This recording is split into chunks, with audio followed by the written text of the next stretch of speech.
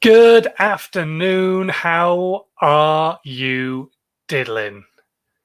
Excellent. Me too. Thank you very much for asking. Welcome to another episode of Dazed and Confused, my 3 times a week live show where we chat to you about video, animation, aerial work, photography, social media, all the stuff that will kind of really take your brand and your business to the next level on social media. And today we're going to talk about the fact that it is Inconvenience Yourself Day. But I want you to inconvenience yourself for slightly longer than just one day.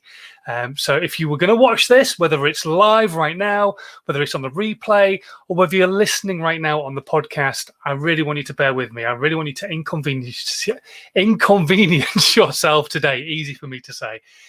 First things first, who am I to tell you anything? Well, I'm Simon Scholes. I'm the founder and creative director of Perception Studios.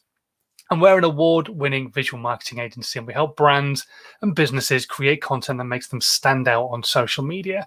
And that's what these lives are all about as well. It's trying to help you not necessarily come to us as an agency, but understand what you could do for free. What can you do on social media to make people talk about you, talk about your brand, talk about the pain you remove, talk about the value you've got to give. And the thing is over the last few days, this has been quite a big part of the content I've been putting out. I didn't go live on Monday. Big changes happening in my life at the moment, and it's all for the good, nothing bad. Basically bought a house, which is amazing. Means I'm going to have a bigger space to do these lives in, and also means I probably won't be pink anymore with a window and pink curtains behind me. But anyway, moving on from that, I just want to get you creating content. And that's what I've been talking about this week is the big rules I feel you need to kind of follow when it comes to creating content for organic growth. When you're putting money behind content, it's a very different kettle of fish. But when you're going for organic growth, when you're trying to build a community of people who care about what it is that you've got to say, there generally is some rules that are going to really help you grow your social media channels. The first one I spoke about on Sunday, being social on social media. I've spoken about value. I've spoken about consistency. And today I want to talk to you about inconveniencing yourself. And by that, I want to lean into patience.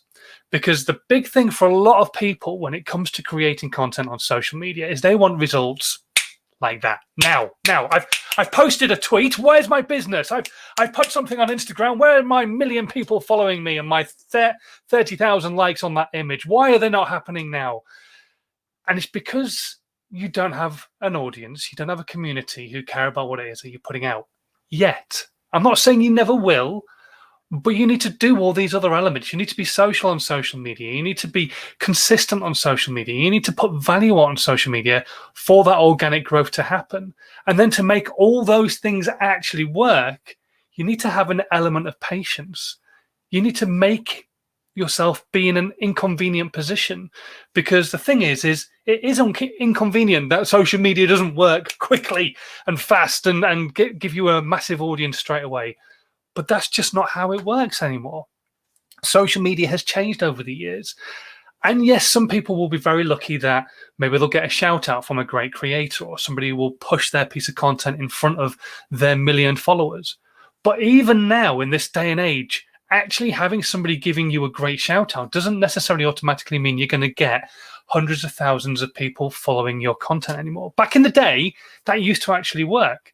There was a guy who followed my Slovakian content. I used to do Slovakian videos because my wife is Slovakian, and he gave me a mention, and he was a huge Slovakian YouTuber, and he gave me a mention on his Facebook page, and my Slovakian channel absolutely blew up, like 2,000 followers extra when I only had about 100 within the space of like, I don't know, it was about an hour and a half. It was crazy, just absolutely crazy. I'd never seen anything like it.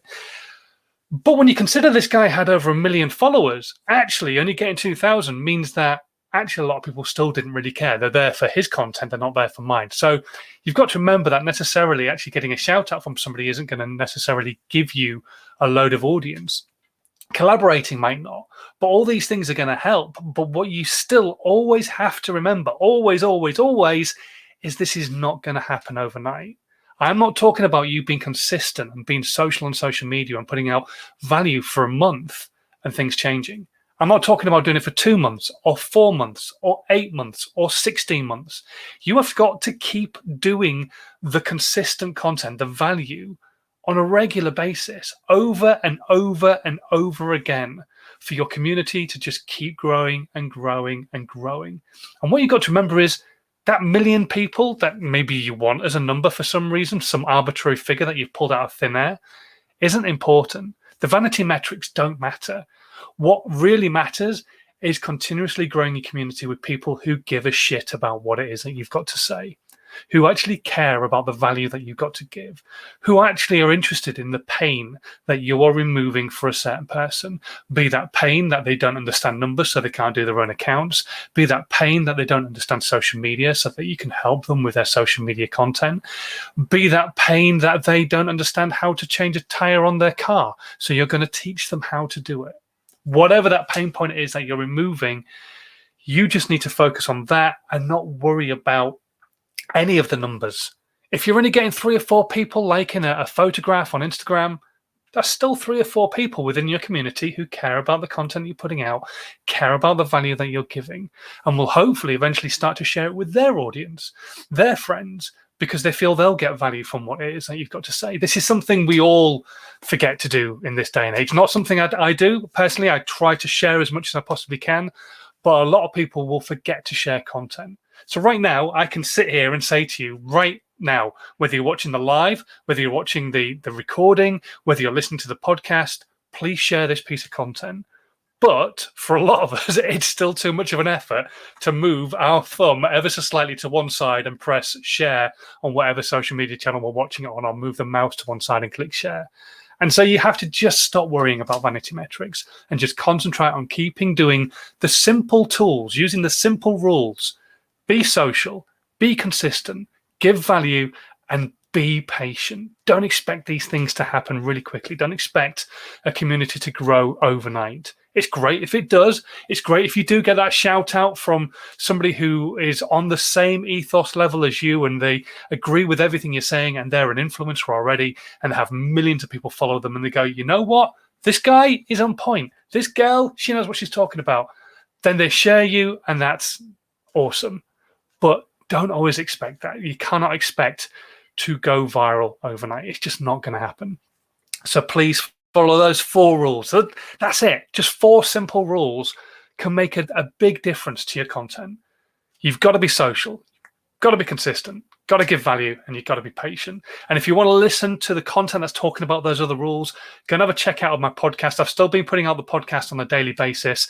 It's available in the section below. Go click on the link, go and have a listen to the last few days. And then obviously you've got this piece of content to connect to it as well. And hopefully you're going to get some value out of everything that I've been saying over the last few days, and it'll make a big difference to your brand, your businesses, social media content moving forwards. Hello to Chris, and thank you very much for sharing this piece of content as well. Chris is watching over on Facebook. He's from Rossbrook Accountants over in Newbury, so thank you very much for watching or listening. You might not have the screen on. You might just be listening to my dulcet tones in the background. I do have some questions, so let me just go to those questions right now, and I just need to find them. My computer's been incredibly slow, which is really great. Where are they? I've lost them. This is my fault for not having them up on screen already. One of my other things is to be prepared, and I'm not. I'm not prepared. Here we go. Right. Okay. So, here's a good question. Actually, this one is quite an interesting one. Oh, hello. Let's just turn that down. Where should I tell people about my podcast? This one's come through from James, who's over in the States, and he's got a podcast about shoes.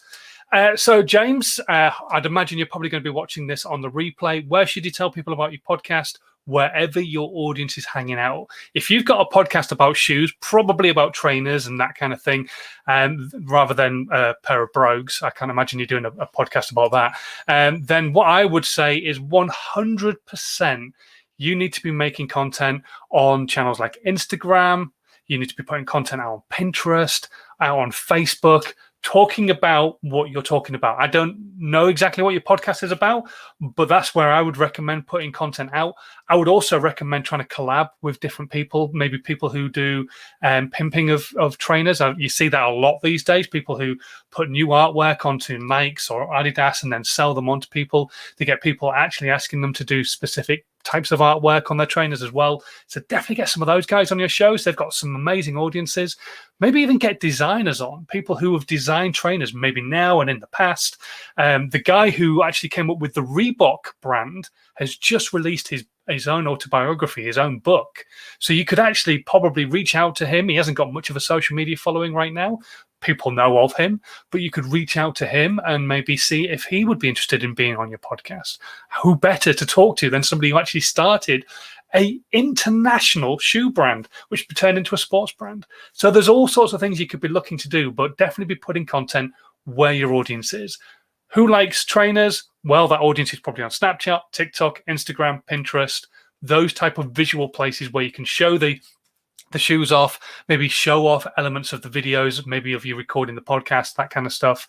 And yeah, I'd like to say, maybe just even think outside the box a bit and get some guests on, people who you can collaborate with to really help grow your audience. Because not only do you want to be posting that content in other places, but you want other people talking about it. And if you can get somebody who's got a bigger audience than you have, even better, but even the same size, they're probably talking to different people. So get them to share your content. Get them in on your podcast. Even if they've got a smaller audience, their audience may be really engaged. They could have 100 people follow their content, but if they get 90% outreach every single time and interaction rate, then you've got potentially 90 new people who will be engaged with your content because they'll like what you've got to say.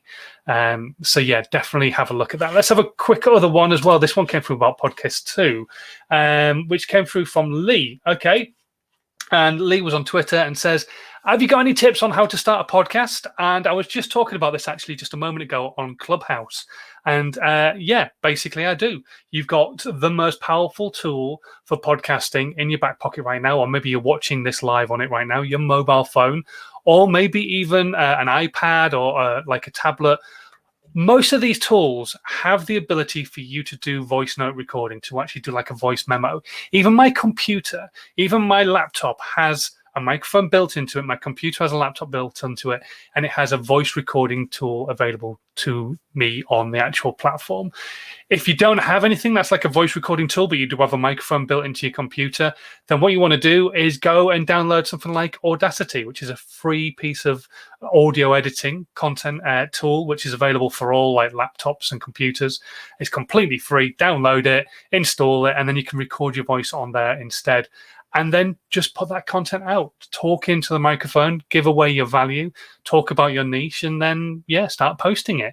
That's kind of how you start a podcast. Now, you could take it back an element. I don't know for sure, Lee, that you know what you want to talk about. So you could take it all the way back and go, right, okay, what are my passions? Write down all your passions.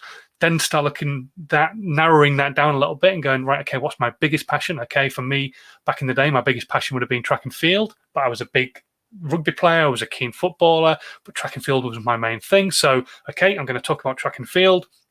Okay, right, so I want to do that.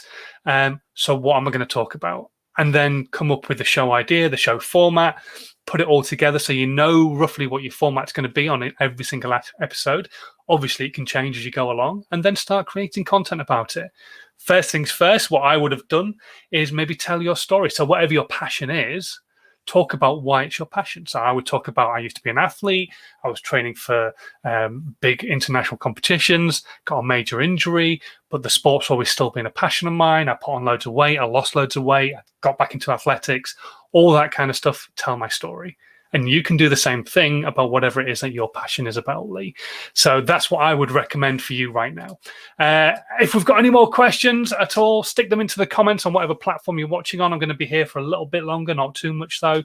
We're live on Twitch, Periscope, YouTube, Instagram, No, we're not on Instagram. We're on LinkedIn. We're on Facebook. So if you want to ask a question, stick them into the comments. While I'm waiting for any potential questions to come through, don't forget, if you are brand new to this content, please do hit the subscribe button, especially if you're on YouTube and on Facebook, because you can hit the little notification bell as well. So you'll get notified of whenever I'm going to go live, which who wouldn't want that? And also, like I said, in the middle of the broadcast, if you haven't done already, whether you're watching the live, whether you're watching the actual repeat, or whether you're listening to the podcast this evening on your podcast streaming choice platform, please hit the share button. That would be amazing. And maybe even if you have the time and you're feeling the inclination, how about leaving me a review and letting me know what you think about the podcast? Good or bad, I don't mind. My content can only improve and give you what you need by you telling me what you need and telling me what I'm doing right and what I'm doing wrong. Okay, right. No more questions coming through. Let's have a quick check. Nothing there. Nothing on my phone. Nothing on Twitter. Nope. Cool. Excellent. Right. I'm going to disappear. I'm going to say thank you very much for watching or listening today. And yeah, just have a great rest of your Wednesday. And I will catch you on Friday when I can be here at a specific time again, because I'm not Daddy Daycare on Friday for 1 week only. No Daddy Daycare this week. So I will see you on Friday around about 12 o'clock-ish. But until then, in these crazy times, even though we do have some sort of roadmap, kind of, it seems to be folded up a little bit at the moment, but we kind of have a roadmap. Please continue to stay safe and have a good one. And I'll see you on Friday. See you soon. Bye.